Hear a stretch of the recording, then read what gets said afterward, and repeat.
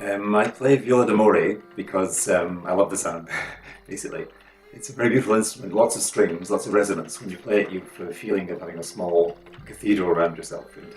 So I feel for a lot of music it's very fitting. For this John Zorn project is absolutely ideal because it marries the feeling of something angelic with some older music with something interesting and different. I played a lot on my own, which is the way you can be a soloist in a group or a soloist on your own. I've done a lot of solo playing on my own. The great advantages of this is you can really concentrate on one precise little thing and bring a magnifying glass onto a very small effect, which I find fascinating.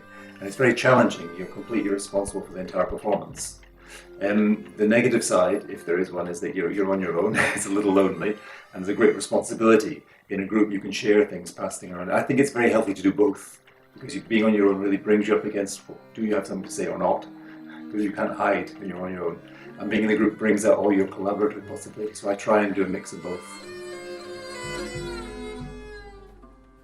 Then he suggested I should do a version of his Book of Angels, and he gave me 10 melodies. And from these 10 melodies, I with my group, or a quartet, we constructed pieces of music, because the melody needs to be elaborated into a piece.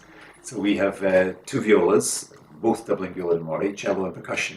And we each wrote some of the numbers, which is a very inclusive project. All 4 of us contributed to the making. John Zorn gave us the basic melody, and we elaborated these pieces.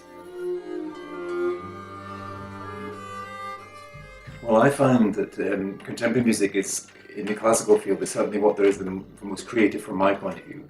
Because instead of trying to play something that's pre-existing and recreate something very nice, you're actually contributing something original. This Zorn project, for example, with a small melody, and we have to make something of it. In a classical piece, everything will be written out for us, and we'll be trying to play it well, like someone else played it. But this is not a case of trying to play like someone else. This is trying to create something new and which we think is valuable today and interesting for everybody.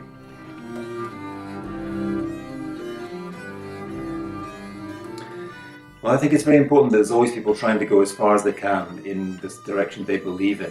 Whether you share their beliefs or not is another matter, but it's always convincing to see someone who's doing something they really believe in and going to the end of it.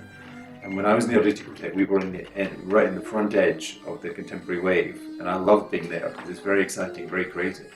And now, when I listen to music, it's not don't concern me so much to know what the style is. I'm concerned whether the person doing it is really convinced, whether they're sincere, or whether they have something to say. Then I think I'm convinced by any music which fulfills those criteria.